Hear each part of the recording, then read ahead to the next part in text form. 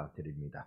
오늘 주께서 우리에게 주신 말씀을 우리 같이 찾아봅니다. 마태복음 28장, 마태복음 마지막 장인 28장 16절로 끝절인 20절까지의 말씀입니다. 신약 성경 52면 마태복음 28장 16절로 20절까지 말씀을 교독하겠습니다.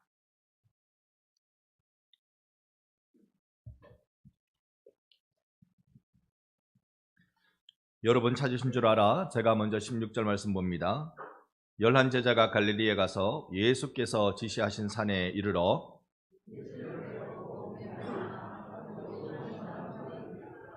예수께서 나와 말씀하여 이르시되 하늘과 땅의 모든 권세를 내게 주었으니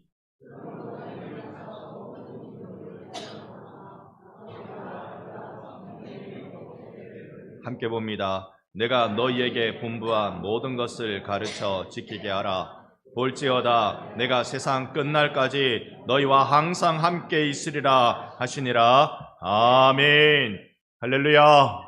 아멘. 주의 부활을 맞이하였습니다. 우리 좌우로 한번 인사합니다. 예수 부활을 축하합니다.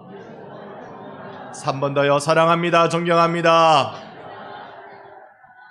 오늘 예수의 부활하심의 의미가 어떤 것일까요? 내 구주 예수의 부활하신 의미는 죄와 사망의 권세를 깨뜨렸다는 것입니다. 성경 말씀의 로마서에서 우리에게 알려주기로 죄의 싹슨 사망이요 하나님의 은사는 그리스도 예수 우리 주 안에서 있는 영생이라고 말씀하셨습니다. 죄는 사망으로 우리를 올가매는데 이걸 어떻게 깨뜨립니까? 예수의 부활의 능력으로 죄와 사망의 권세는 깨어지는 줄로 믿습니다. 그래서 우리가 신앙생활하면서 늘 누려야 되는 게 예수 부활의 권능입니다. 이 권능을 우리가 누리고 살 때에 그러면 우리 속에 죄의 그림자는 주의 이름 앞에 떠나가게 될 것이고 우리 가정을 괴롭히고 힘들게 만드는 모든 죄의 사슬들은 예수의 이름 앞에 끊어지게 될 것입니다. 오늘 우리 예배드리면서 이 부활의 생명이 오늘 예배드리는 여러분 심령 한 곳 한 곳마다 가득 채워지는 은혜가 있기를 예수의 이름으로 축원합니다. 오늘 어린이들과 함께 우리의 청소년들과 청년들과도 함께 예배를 드립니다. 여러분 우리가 신앙생활하면서 가장 어려움을 겪는 것은 사실은 가정 안에서 일어나는 일들일 것입니다. 이 가정 안의 일들도 어떻게 우리가 극복하고 어떻게 이겨낼 수 있을까요? 내 힘으로 아니요, 절대로 되지 않았습니다. 오직 한 가지밖에 없습니다. 예수의 부활의 능력, 주님 앞에 기도하고 주의 이름으로 사랑하고 예수의 이름으로 이 땅 가운데 우리의 가정을 세워낼 때에 하나님이 우리의 가정 가운데 사망 권세 깨뜨리고 주님의 나라가 충만케 주시는 역사가 일어나게 될 줄로 믿습니다. 우리 반성교회 모든 주의 가족들이 부활의 생명으로 교회마다 가정마다 참 사랑과 섬김 회복되기를 한 번 더 주의 이름으로 축원합니다. 온 가족 예배를 드립니다. 우리 반성교회 모든 믿음의 구성원들이 다 이 자리에 함께 모였다는 것 자체가 큰 의미가 있습니다. 저는 잠시 그 옛날 느헤미야 시대 때 수문 앞 광장에서 이스라엘의 곧 바벨론 포로 70년의 고된 그 포로 생활 끝내고 다시 돌아왔지만 성전을 재건해야 되고 성벽을 다시 세워야 되는 그 엄청난 대업을 이루어낸 그 사람들이 수문 앞에 다 모여서 하나님 앞에 언약을 갱신했던 그 현장을 여러분과 잠시 한번 다녀와 보고 싶습니다. 느헤미야 8장에 이 부분의 말씀이 나타나는데 여기에 중간쯤 보니까 모든 백성이 일제히 수문 앞 광장에서 모여 학사 엑스라에게 여호와께서 이스라엘에게 명령하신 모세 율법책을 가져오기를 요청합니다. 절기를 맞아서 수문 앞 광장에 섰어요. 초막절입니다만 그때에 학사 엑스라에게 요청합니다. 우리에게 하나님의 말씀을 들려주시오. 이걸 지금으로 얘기하면 온 교회 교인들이 다 모여서 성도들이 목사님 우리에게 하나님 말씀 들려주시오. 우리에게 내 구주 예수 나를 사랑하신다는 그 말씀을 들려주시오 하는 것과 같은 일입니다. 2절 말씀 하반절에 보니까 남자나 여자나 알아들을 만한 모든 사람 앞에 이르러 알아들을 만한 모든 사람 즉 말귀가 열린 사람들 들을 귀가 열린 사람들에게는 하나님의 말씀이 들려지는 역사가 일어나기 시작하는데요. 여러분 이 역사가 오늘 가나다라 아는 분들 아버지 어머니 말귀를 알아듣는 분들 이 자리에 주님 앞에 말씀 듣는 은혜가 있기를 축원합니다. 3절 말씀해 보니까요 새벽부터 정오까지 그러니까 꼭두 새벽부터 난 12시까지 이 알아들 만한 모든 사람 앞에서 성경을 읽어주고 있습니다. 그리고 뭇백성은 한 사람도 흔들림 없이 그 말씀에 귀를 기울이고 있습니다. 왜 귀를 기울이고 있었을까요? 사실 그들은 여기 바벨론 포로에 돌아와서 지금 십수년 동안 너무나도 고된 세월을 보냈습니다. 정말 주님의 음성이 그리웠고 주님이 내게 주신 말씀이 사모스러웠기 때문에 그런 것이죠. 5절에 보니까 이렇게 말씀합니다. 책을 펼 때에, 하반절에 책을 펼 때에 모든 백성이 일어서니라. 말씀을 펼 때에 성도들이 일어섰다. 그리고 6절의 중반에 뭐라고 말합니까? 여호와를 송축하며 모든 백성이 손을 들고 아멘 아멘 하고 응답하고 몸을 굽혀 얼굴을 땅에 대고 여호와께 경배하고 아멘 아멘 외치고 하나님께 예배하고 아멘 아멘 외치고 하나님 앞에 예배하고 말씀이 선포될 때 성도들은 손을 들어 아멘하고 전심으로 하나님을 경배하는 일들이 바로 이 숙문합 광장에서 일어난 것입니다. 심지어 8절 말씀에 보면 이 율법책을 낭독하고 그 뜻을 해석해 줍니다. 해석했던 이유는 이렇습니다. 성경은 히브리어로 기록되어 있는데 이 이스라엘 백성이 70년 동안 바벨론으로 포로살이하면서 이 언어가 바뀌어집니다. 아람어를 사용하게 됩니다. 그랬더니 히브리어로 읽었더니 이걸 못 알아듣는 거예요. 주변에 있는 이 말을 아는 레위인들이 찾아가서 회중에게 그 말 뜻을 알려주기 시작합니다. 이렇게 번역해 줬더니 하나님의 말씀이 귀에 들리게 알려줬더니 하나님의 말씀이 귀에 들리더니 그들에게 나타난 일이 9절에 보면 같이 한번 9절 읽어봅니다. 백성이 율법의 말씀을 듣고 다 우는지라 총독 느헤미야와 제사장 겸 학사 에스라와 백성을 가르치는 레위 사람들이 모든 백성에게 이르기를 오늘은 너희 하나님 여호와의 성일이니 슬퍼하지 말며 울지 말라 하고 내 귀에 말씀이 들리니까 내가 울기 시작하는 거예요. 그동안 온갖 공사에 내 삶을, 내 젊음을, 내 재산을 갖다 바치면서 성전 짓고 성벽 쌓아 올리는 수수년 동안 일어나는 이 모든 일들에 힘겨웠던 그들에게 말씀이 들리기 시작하니까 마음이 북받쳐 오르기 시작하는 거죠.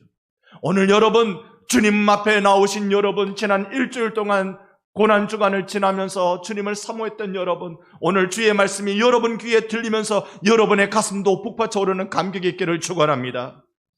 8절 말씀은 더 대단합니다. 10절 말씀은 더 대단합니다. 10절 말씀에 보면 느헤미야가 또 그들에게 이르되 너희는 가서 살찐 것을 먹고 단 것을 마시되 준비하지 못한 자에게는 나누어 주라. 이유는 같이 한번 읽어봅니다. 이날은 우리 주의 성일이니 근심하지 말라. 여호와로 인하여 기뻐하는 것이 너희의 힘이니라 하고 아멘 아멘 아멘. 조금 있다가 우리가 성경을 많이 같이 좀 읽을 겁니다. 읽을 텐데 가능하다면 다 같이 한 목소리로 빠르기도 함께 맞춰서 힘차게 우리 한번 읽어보면 좋겠습니다.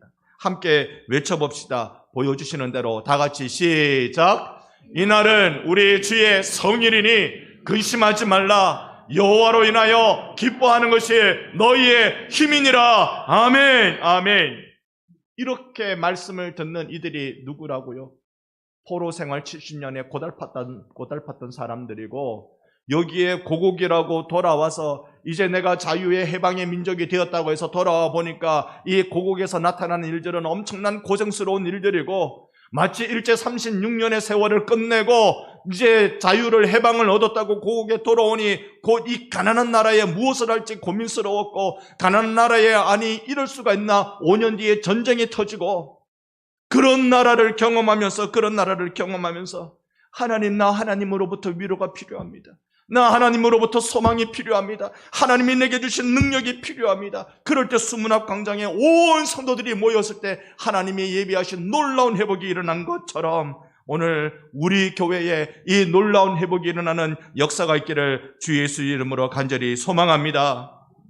여러분, 우리 교회에 사진을 한 장 보여드리겠습니다.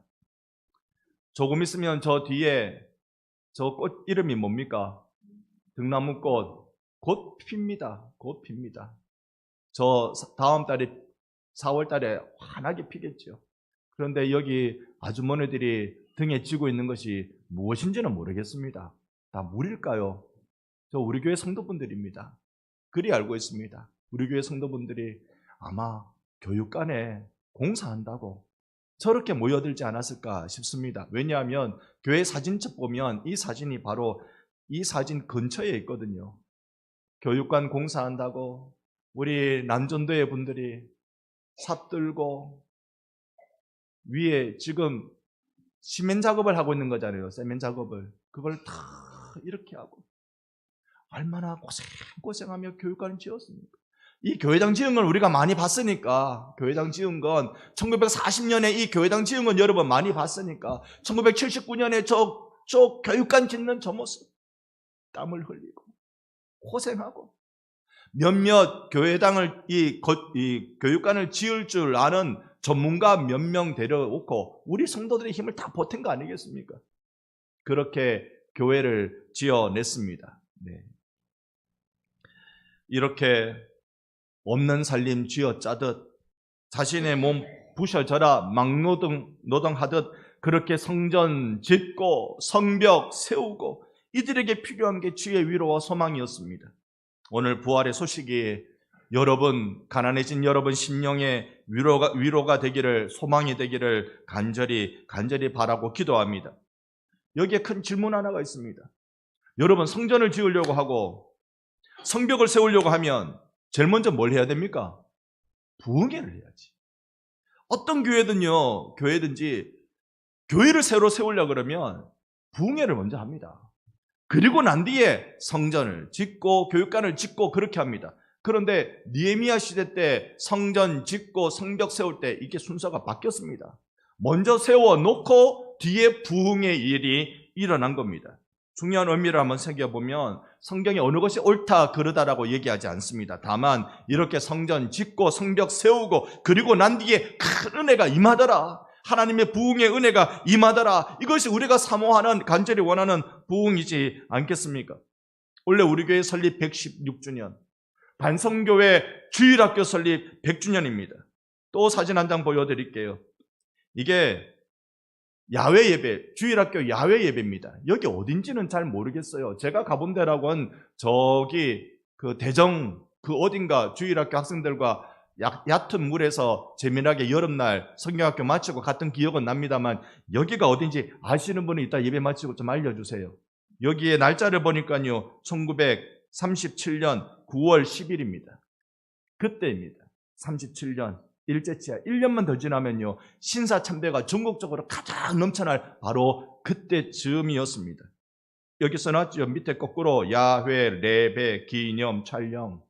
네, 그 야외 예배 우리 주일학교가요 1923년에 세워진 원래 100년을 맞이하는 주일학교라는 겁니다.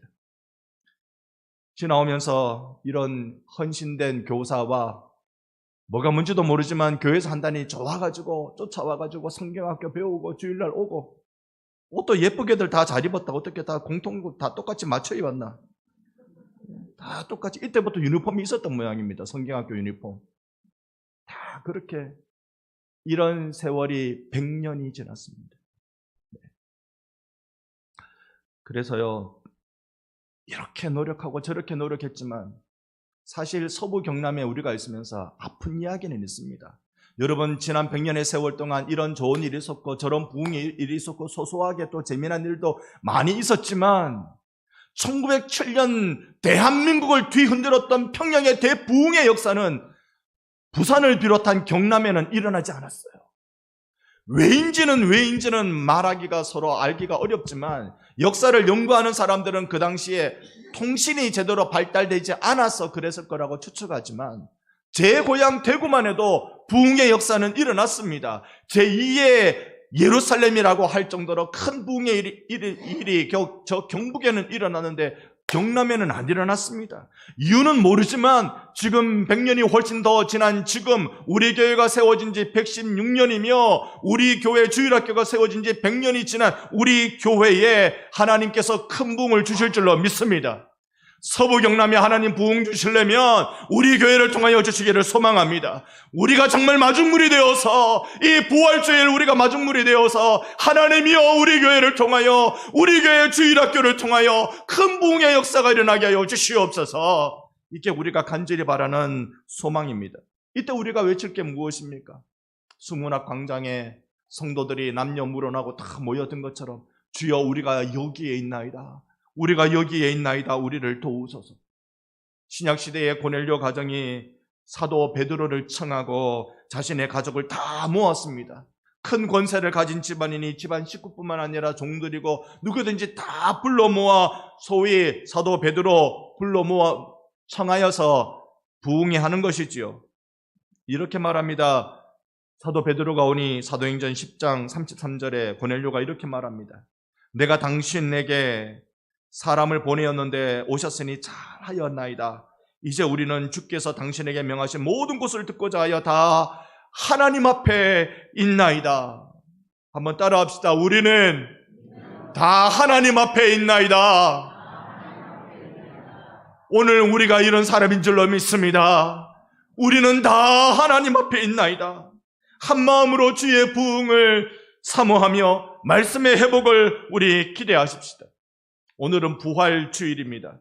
부활의 소식을 우리 교회 모든 가족들에게 부활의 생명의 바람으로 이어져 불어오기를 소망합니다. 오늘 새벽에는 여인 2명이 예수의 무덤에 장례를 마저 치르기 위해서 가던 그 소식을 우리는 성경 말씀을 통해 들었습니다. 그게 우리가 읽지 않았지만 우리가 편 마태복음 28장 1절로부터 최근의 9절까지입니다. 처음 예수를 만난 감격이 있던 여인들이었어요. 그 여인 중에 한 명을 1절에 보면 막달라 마리아라고 소개합니다. 2명이 있었는데 그 중에 한 명은 막달라 마리아. 막달라라는 말은 지역 이름이고요. 반성댁 마리아 이런 뜻입니다. 지역 이름이고 마리아라 이름하는 이 여인이 예수님을 찾아왔어요. 죽은 예수님의 장례를 마저 치르려고. 그분이 죽으실 때 금요일 오후 3시에 돌아가셨으니까 로마 군병이 그분의 시신을 가져갔으니까 그냥 막 해버렸을 것이다. 그분을 그렇게 보내드리면 안 되는데 그러면서 염을 하려고 향유를 들고 2손 가득 들고 아침 새벽 일찍 쫓아왔습니다. 막달라 마리아는 7 귀신 붙었던 여인이라고 그렇게 설명합니다. 7 귀신 붙었으니 도대체 어떤 귀신일까? 몽달 귀신, 처녀 귀신, 총각 귀신, 장독 귀신 뭐 도대체 귀신이 몇 개인가? 7 귀신 들렸던 그녀는 사실 예수 생전에 예수 만나서 귀신으로부터 자유를 얻었거든요. 그 귀신으로부터 하나님께서 구원해 주셔가지고 생명을 얻었거든요. 그럴 때 어떤 놀라운 일이 일어나는고 하니 1절에 보니까 안식 후 첫날에 새벽에 달려왔고요. 그때 이들은 천사를 만났습니다. 천사를 만나서 중요한 사명 하나 받는데 28장 6절 7절 교독합니다. 예수님은 그가 여기 계시지 않고 그가 말씀하신 대로 살아나셨느니라. 와서 그가 누우셨던 곳을 보라.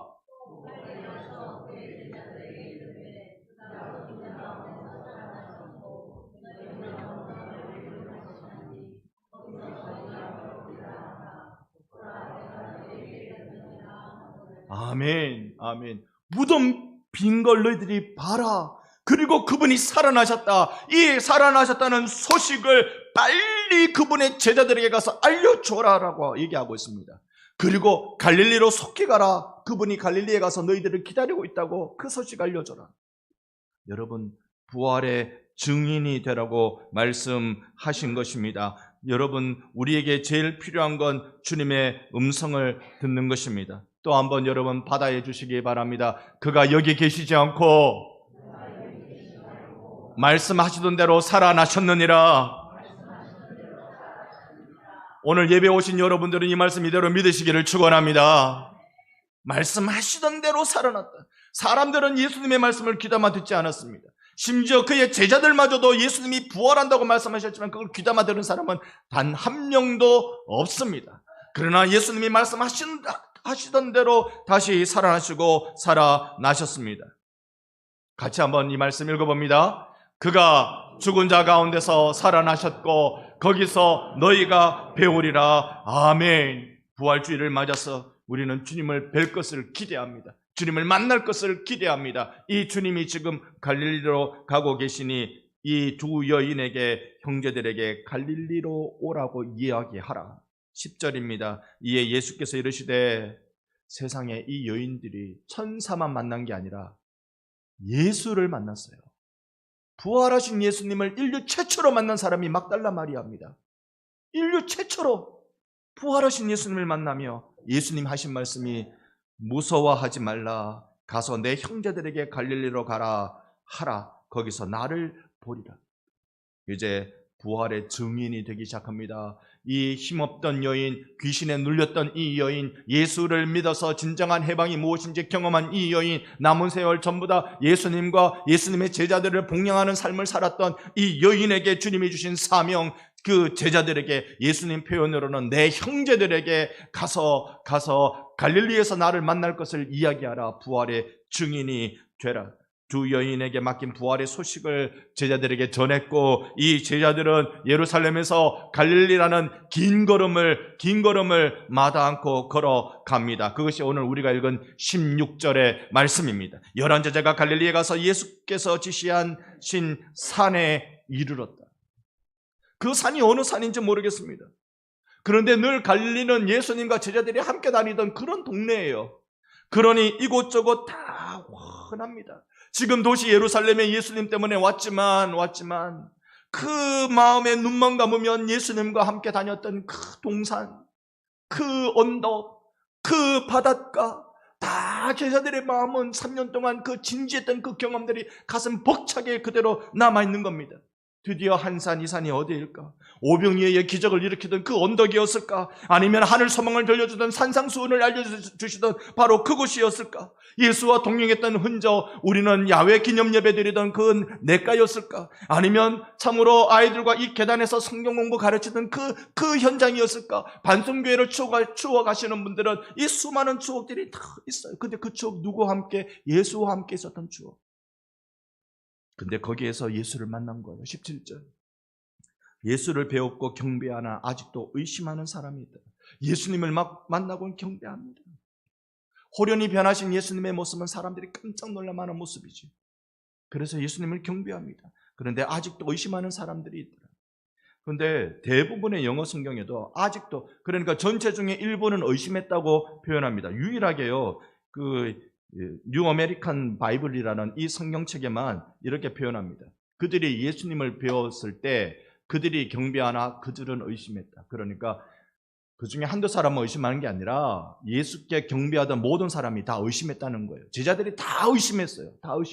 어느 게 맞을까요? 그들 중에 일부만 의심했을까? 그들이 다 의심했을까? 제가 원어 성경을 보니까 이 번역이 정확합니다. 원어 성경에는요, 그들이, 곧 예수의 제자들이 예수께 경배했으나 그들은 다 의심했다라고 되어 있어요. 의심했다. 어떤 의미일까요? 우리 안에 경이로운 일들이 일어날 때 놀라워서 하나님을 예배하는데 마음속에 저게 맞나?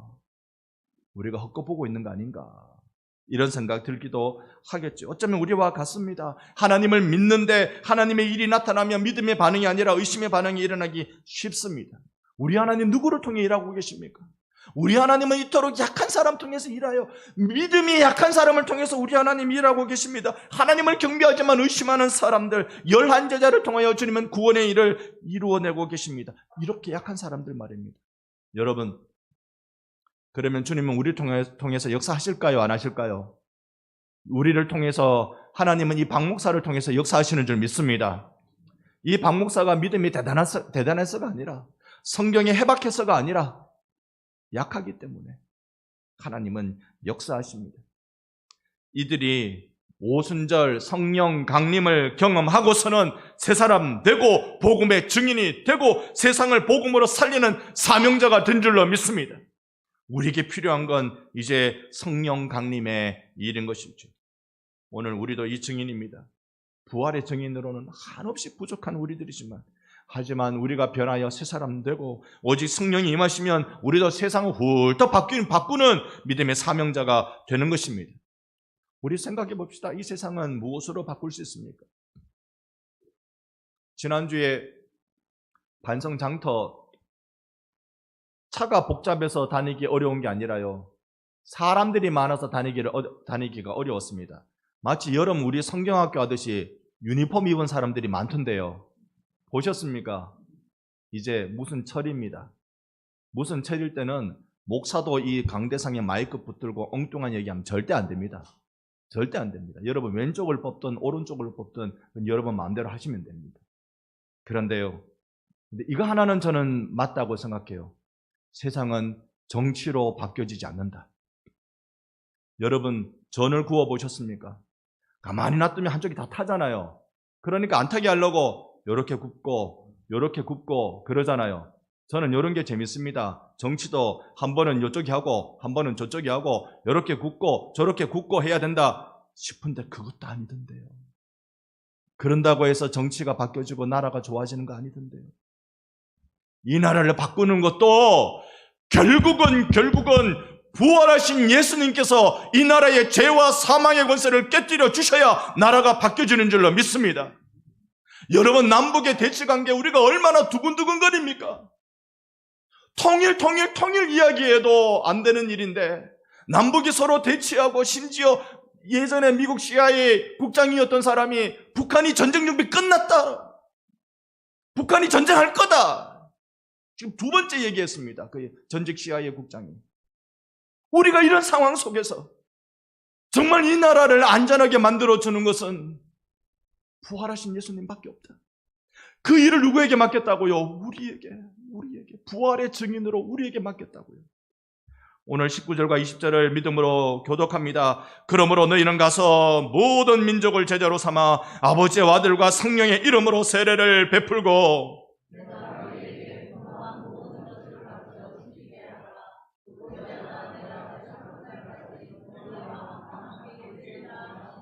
아멘, 아멘. 이건 제자 삼으라는 명령의 세 가지 방법을 성경이 우리에게 알려줍니다. 제자 삼아라. 어떻게 제자 삼아야 되냐? 가라. 이 가라라는 말은 미래의 일이 아닙니다. 이 말은 너가 있는 곳이 내가 가라고 얘기한 바로 그곳이다. 우리가 소명을 이야기할 때요, 내가 소명마다 멀리 가는 게 아니라 내가 있는 곳이 소명의 땅입니다. 여러분 가정에서요, 여러분 교회에서, 여러분의 직장에서 예수의 이름으로 부활의 주인이신 예수님의 능력을 나타내시기를 소망합니다. 그게 내가 받은 소명이라고요. 그걸 어떻게 나타내느냐? 세례를 베풀고. 그렇다고 여러분이 목사 빼고 여러분이 가서 세례하고 그런 거 치면 안 돼요. 세례를 베풀다는 말을 오늘 우리는 어떻게 받을까요? 예수 전하고 예수 믿게 하고, 세례란 내가 주님과 함께 죽고 주님과 함께 살았소 라고 이야기하는 공적인 고백이잖아요. 그러니 그거 할 수 있도록 복음 전하고, 그리고 가르쳐라. 가르쳐 지키게 하라. 원어 성경에는 지킬 때까지 가르치라고 되어 있어요. 지킬 때까지 가르쳐라. 여러분의 삶의 자리에서 복음의 증인이 되십시오. 한두 번 말고 될 때까지 하십시오. 복음의 일이 나타날 때까지. 가족을 사랑하는데요, 여러분 한두 번 사랑하지 말고, 한두 번 복음 전하지 말고, 그들이 예수의 복음으로 변화될 때까지 여러분 주의 마음으로 가족을 섬기시기를 축원합니다. 될 때까지 하는 거예요. 그래서 우리가 이 복음의 증인을 되라고 하신 거죠. 우리 부족한 거 많습니다. 우리 못하죠. 안 되는 거 참 많습니다. 나라는 존재가 어떻게 이 일을 감당할 수 있단 말입니까? 이 새로운 삶을 살아내야 할 텐데 말입니다. 그때 우리 주님이 18절에 말씀하신 거예요. 예수께서 나와 말씀하여 이르시되 다 같이 하늘과 땅의 모든 권세를 내게 주셨으니 아멘, 아멘. 하늘의 주인의 권세를 하나님께서 아들 예수께 주셨어요. 땅의 왕의 권세를 하나님께서 아들 예수께 주셨어요. 하늘과 땅의 주인의 권세를 가지고 계신 분이 예수님이세요. 이 예수님이 우리와 어떻게 하신다고요? 20절 끝자락에 항상 함께 하시느니라. 구약 성경에도 이런 축복을 주십니다. 하나님이 제사장들에게 이렇게 말씀하시죠. 민수기 6장 22, 23절을 여러분 눈으로 보시면 이렇습니다. 제사장들 너희들 마지막에 제사 다 끝내고 이렇게 구약의 예배자들, 제사하는 자들이 왔을 때 엉뚱한 이야기 하지 말고, 딴소리 하지 말고 딱 이렇게 축도해야 돼. 축도 엉뚱한 생각 놓지 말고 딱 이렇게만 축도해라고 축도의 문구를 정해 주십니다. 그게 이런데요. 우리 왕 같은 제사장 된 우리가 구약의 축도를 같이 한번 읽어봅니다. 24절부터 26절까지 다 같이 시작. 여호와는 내게 복을 주시고 너를 지키시기를 원하며 여호와는 그의 얼굴을 내게 은혜 베푸시기를 원하며 여호와는 그 얼굴을 내게로 향하여 두사 평강 주시기를 원하노라 할지니라 하라. 아멘. 아멘. 어느 교회 목사님이요, 여전도애들만 다 불러놓고 이게 구약의 축도라고, 여러분 자녀들에게 늘 이 축복을 하라고 그렇게 알려주니까 여전도애 분들이 이걸 다 외우더래요. 다 외우더래요. 심지어 어느 정도로 했느냐면, 이걸 그러면 기왕 우리가 축복하는 거 우리말로 다 외웠는데 히브리어로 다 외워보자고. 히브리어로 우리나라 말로 이렇게 써주는 거 있잖아요. 음력해서 쓰는 거. 그렇게 해서 써줬더니 그것도 다 외우더래요. 다 외우더래요.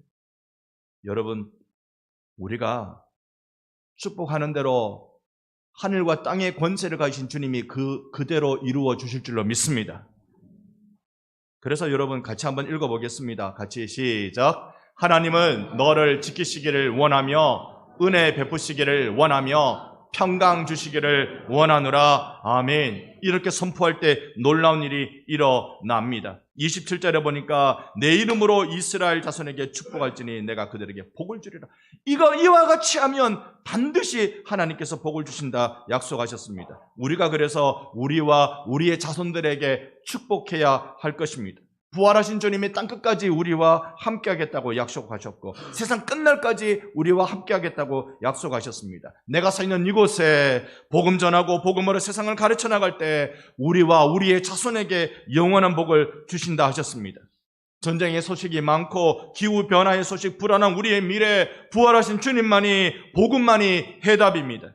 이 소식을 바르게 전하는 것, 그래야 우리가 외치는 부활의 생명의 역사가 이 땅에 그대로 일어나는 것이지요. 오늘 이 시간 제가 여러분과 담대히 하나 해보고 싶은 건 이 민수기 6장으로 서로가 서로를 축복하는 일을 해보고 싶은 것입니다. 제가 이렇게 해도 될는지는 모르겠습니다만 한번 해보려고 합니다. 아까 수문학 광장에서 하나님의 말씀을 들을 때 어떻게 했다고요? 백성들이 전부 다 일어섰다고요. 제가 무슨 부탁을 드릴지 느낌이 좀 오시죠? 자, 이렇게 딱 반으로 나눕니다. 여기 딱 반으로 나와서 제가 보기에 왼쪽, 제가 보기에 오른쪽으로 서로 반반 나눕니다. 서로 반반 나누어서 위편 아래편 싸우자는 게 아니라 뭘 하자는 겁니다. 여기에 반을 딱 나누니까 성민이하고 한민이하고 둘이 딴 편입니다. 같은 편이 아니에요. 딴 편입니다. 그런데 이거 할 때 서로를 마주 봐야 됩니다. 괜찮으시겠습니까? 자, 그러면 같이 한번 자리에 일어나 주시기를 부탁드립니다. 불편하신 분은 앉아 계세요. 불편하신 분은 앉아 계시고 괜찮으시면 일어나시고 서로 마주 보시기 바랍니다. 서로 이렇게 마주 보시기 바랍니다. 서로 마주 보셔서 24절과 25절을 얘기하는데 제가 보기에 왼편, 이쪽 편이 24절을 오른편에 계시는 분을 보면서 읽으세요. 그리고 25절은 제가 보기에 오른편에 계신 분이 왼편에 있는 분들을 향하여 읽어주시면 좋겠습니다. 24절 왼편에 계신 분부터 먼저 정말로 하나님 이렇게 해주십시오 소망하는 마음으로 하다가 26절은 다 같이 할 겁니다. 자, 24절부터 시작. 25절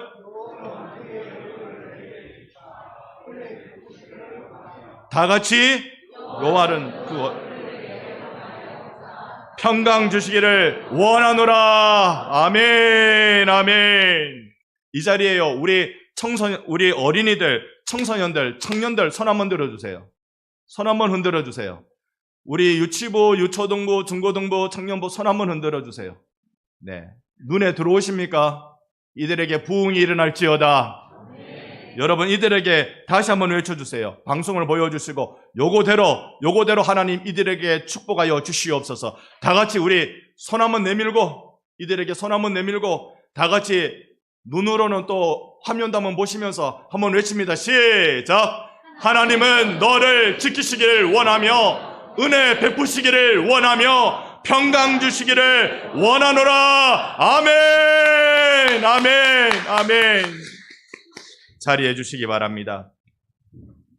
그리고 부활하신 주님이 우리에게 주신 사명, 그것이 오늘 본문 20절입니다. 내가 내게 분부한 모든 것을 가르쳐 지키게 하라. 볼지어다 내가 세상 끝날까지 너희와 항상 함께 있으리라. 다 같이 한번 외쳐봅니다. 다 같이 함께 이렇게 될 줄로 믿고 다 같이 외칩니다. 내가 세상 끝날까지 너희와 항상 함께 있으리라. 아멘, 아멘. 인구 감소, 지방 소멸, 반성에 있는 우리는 가슴이 뜨끔합니다. 뜨끔합니다. 그런데요, 우리가 아무리 세상에서 이런 위기다라는 이야기를 해도 우리 꼭 기억할 거 있습니다. 언젠가는 반성교회도 없어집니다. 반성교회 영원 무궁토록 있다는 건 착각입니다. 이 땅의 모든 교회들이 다 그랬습니다. 있다가 없어졌습니다. 그 교회의 수명이 500년, 600년 되는 교회는 교회당은 그런 교회에 있을지 몰라도 조직이 그런 교회는 없을 거예요. 그러면 우리가 한 가지는 붙들어야 됩니다. 우리 교회도 없어질 날은 옵니다. 그런데 그날이 언제냐? 세상 끝날 될 줄로 믿습니다. 세상 끝날이 되는 이유가 있어요. 우리는 주와 함께하기 때문에. 주님은 누구와 함께합니까? 이 지상 대명령, 이 사명을 감당하는 교회와 함께하는 줄 믿습니다. 우리가 복음 전하고, 우리가 선교하고, 우리가 영혼을 세우고, 이 지역을 밝히고, 하나님 앞에서 주여 우리가 제자 삼는 교회가 되겠습니다. 헌신할 때 주님은 늘 우리와 함께 하십니다. 두려워 말고 믿고 사명을 받아 감격스럽게 우리 감당하십시다. 우리 주님이 여러분과 함께 하실 줄로